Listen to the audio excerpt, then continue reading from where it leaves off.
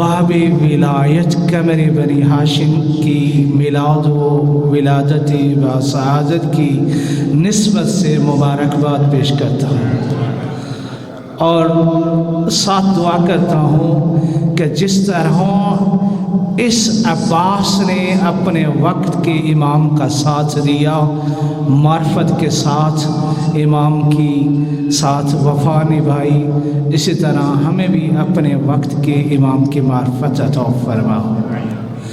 बिरादरानी गिरामी, वक्त कम मिला है, इतना ज़्यादा नहीं है कि मैं तफसील से इस हस्ती के फ़ज़ाइल बयान कर सकूं। फ़ज़ाइल बहुत ज़्यादा हैं, वक्त कम है, लेकिन कोशिश करूँगा इस मौला अब्बास के चंद एक अलकाब की वजाहत के साथ साथ चंद एक मौला की फ़ज़ाइल के वाक़यात बयान करता चलूँगा।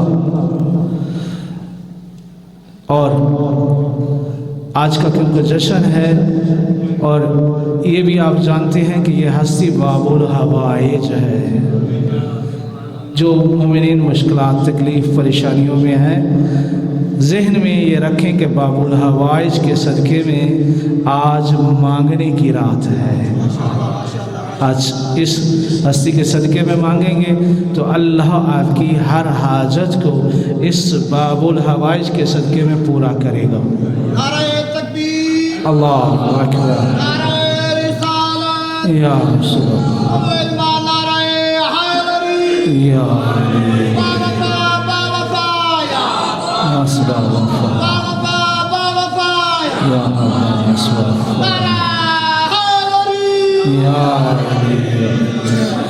बस बिरादरानी गिरामी, सबसे पहला जो मैंने लक़ब मौला अब्बास का आपकी गोश गुजार किया, उस लक़ब के ज़िमन में ये इतना कहूँगा कि जिस तरह मौला अली अलैहिस्सलाम को बाबे रिसालत कहते हैं, इसी तरह मौला अली अलैहिस्सलाम के साथ साथ इस हस्ती को बाबे विलायत कहते हैं।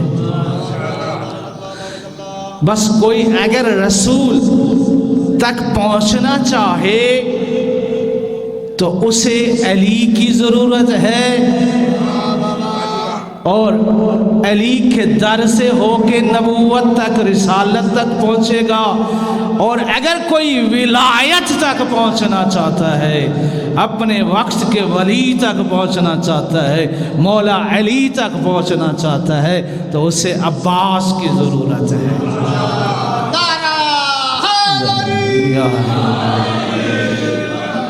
बग़ैर अब्बास की अज़मत, अब्बास के वसीले के वली तो वली विलायत की मार्फत भी नहीं मिलेगी, नहीं पहुंच सकते, इसलिए बाबे विलायत कहा गया है। एक जुमला और इजाफा करूंगा कि जो अब्बास को नहीं पहचान सका वो विलायत तक नहीं पहुंच सकता, विलायत की मार्फत नहीं रख सकता।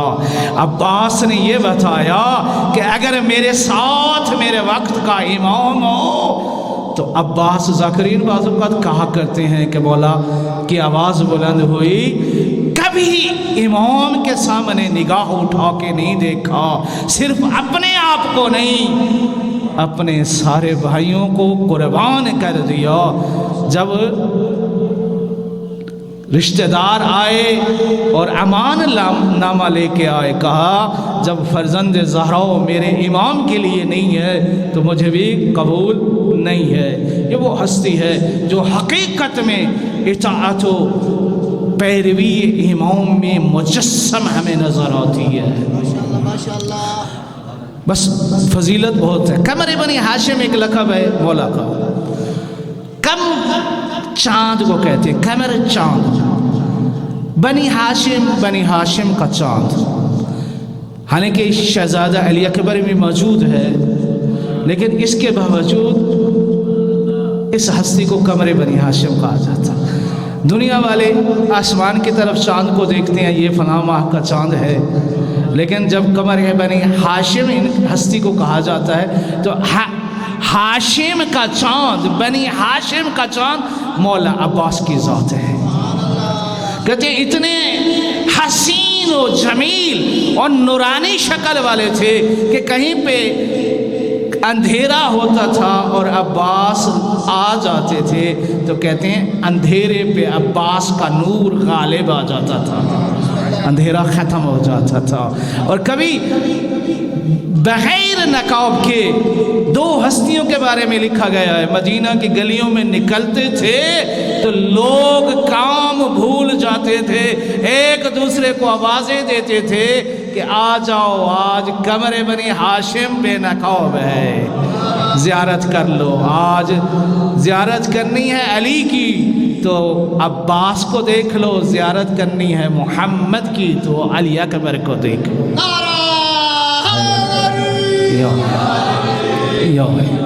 یہ اس ہستی کا ذکر کرنے لگا ہوں۔ روایت میں ہے کہ مولا عباس کے بارے میں نادر شاہ جب کربلا میں آیا تو سوال کیا کہ 72 شہداء ہیں لیکن سب شہید حسین کے ساتھ ہیں، قبر میں ہے، لیکن عباس کی قبر جدا ہے۔ اس نے علماء سے پوچھا کہ وجہ کیا ہے مولا کی قبر مولا عباس کی جدا کیوں ہے؟ بسم اللہ بسم اللہ۔ لوگوں نے، علماء نے کچھ اپنی طرف سے کہا کہ خود مولا کی وصیت تھی کہ بھیا حسین میرے آقا مجھے خیموں میں واپس نہ لے جانا، میں کیونکہ پانی نہیں لا سکا، میں ان بچوں کا سامنا کیسے کروں گا۔ کہتے ہیں نادر بادشاہ نے علماء کی ان باتوں پہ توجہ نہ دی اور وہ کانے نہ ہوئے، انہیں یقین نہیں آیا، انہیں کہا کوئی اور وجہ ہو سکتی ہے۔ کہتے ہیں یہ خود چلتے ہوئے مولا عباس کے حرم میں آئے، زیارت کی، ابھی زیارت کر رہے تھے تو ایک جوان روتا ہوا حرم مولا عباس میں داخل ہوا اور حرم عباس کو پکڑ کے اپنی محلی عربی میں کچھ کہنے لگا۔ نادر بادشاہ نے اپنے ساتھ لوگوں سے پوچھا کہ یہ بندہ جوان کیوں رو رہا ہے، اس کو کیا ہوا ہے؟ تو انہوں نے کہا کہ ہم اس سے پتہ کرتے ہیں۔ جب پتہ کیا گیا کہ کیوں رو رہے ہو تو اس نے کہا کہ میں آج اپنی ہونے والی بیوی جو میرے ساتھ اس کا ابھی عقد ہوا تھا تو اس کے ساتھ جو میری بیوی ہوئی، ہمارے قبیلے کی جو 3 فرسخ کے فاصلے پہ ہے قبیلہ مسعود ہے، اس طرح نام رکھا گیا ہے، میں اس اپنی بیوی کے ساتھ ابھی میرا عقد ہوا تھا تو میں عباس کی زیارت کے لیے آ رہا تھا۔ ہمارے قبیلے کی رسم ہے جب ہماری شادی ہوتی ہے تو سب سے پہلے عباس کی زیارت کو جاتے ہیں اور عباس کو گواہ بنا کے، عباس کو اپنے درمیان قاضی بنا کے عباس سے ایک وعدہ کرتے ہیں کہ مولا ہم ایک دوسرے کے ساتھ ہمیشہ وفا نبھائیں گے، اگر ہم میں سے کوئی خیانت کا مرتکب ہوا تو اے مولا آپ اس کی سزا دینا۔ میں اپنی بیوی کے ساتھ آ رہا تھا، راستے میں چند افراد آئے اور میرے ساتھ انہوں نے لڑائی کی اور میری بیوی لے کے چلے گئے۔ میں اس لیے مولا عباس کے پاس، نادر بادشاہ تھا، اس نے کہا اگر مجھے اجازت ہے تو شام سے پہلے، مغرب سے پہلے میں اپنی فوج بھیجتا ہوں، تیری بیوی واپس آئے گی۔ اسے نہیں پتہ تھا یہ کون ہے، نہیں جانتا تھا، کیونکہ کس کے در پہ آیا بیٹھا تھا اس کی معرفت رکھتا تھا۔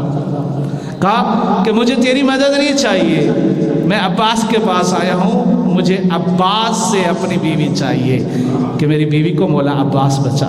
نادر بادشاہ غصے میں آتا ہے اور آ کے کہتا ہے اگر تیری بیوی مغرب سے پہلے اگر یہاں پہ نہ آئی تو میں تیرا سر قلم کرا دوں گا۔ اسے پتہ چلا کہ یہ نادر بادشاہ ہے اور اس کی اس گستاخی سے اسے غصہ آ گیا، تو اس نے مولا عباس سے کچھ اس طرح کہا، اے زینب کے حجاب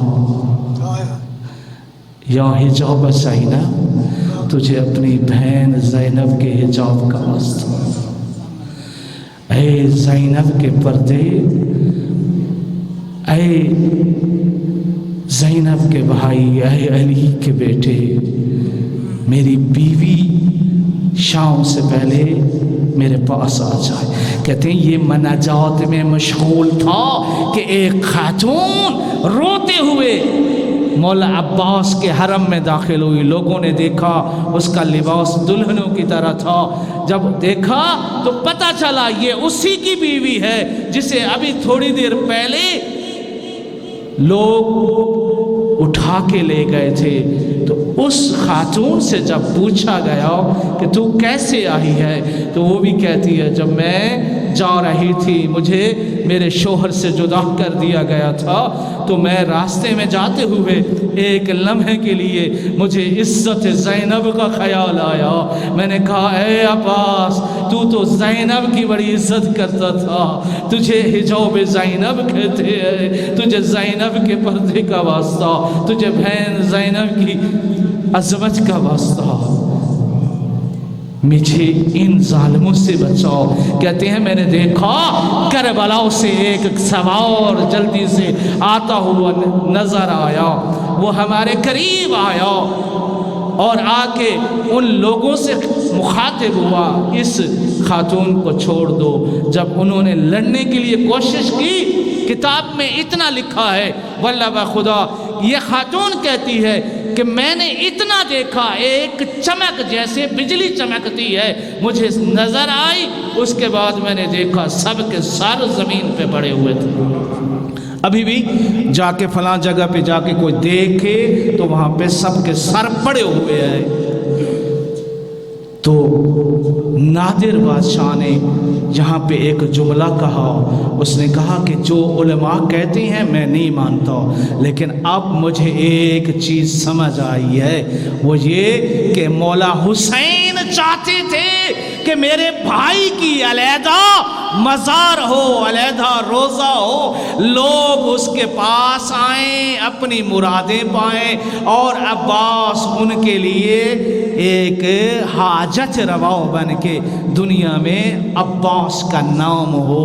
यकीन करें हम जा रहे थे अरबाइन पे, चेहलम पे, रास्ते में एक माजूर को देखा, नोहा पढ़ते हुए मौला अब्बास से तवस्सल करते हुए जा रहे थे। एकदम वो माजूर जो बचपन से माजूर था खड़ा हो गया और चलने लगा। सलावत की आवाज़ बुलंद होने लगी, सल्लल्लाहु अलैहि मुहम्मद।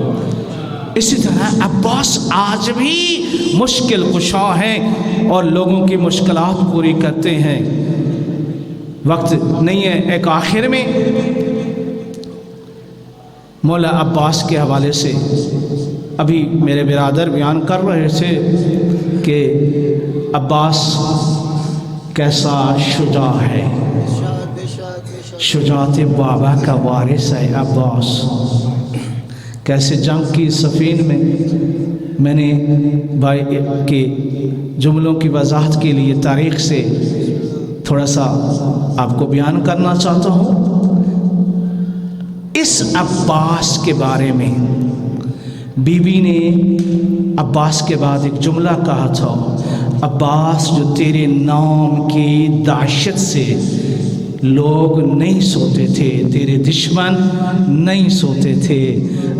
बीबी ने अब्बास की लाश से जब विदा किया था तो ये जुमला कहा था, अब्बास तो हमारा कितना बड़ा सहारा था, जो तेरे नाम और तेरे रोब की वजह से लोग रात को नहीं सोते थे।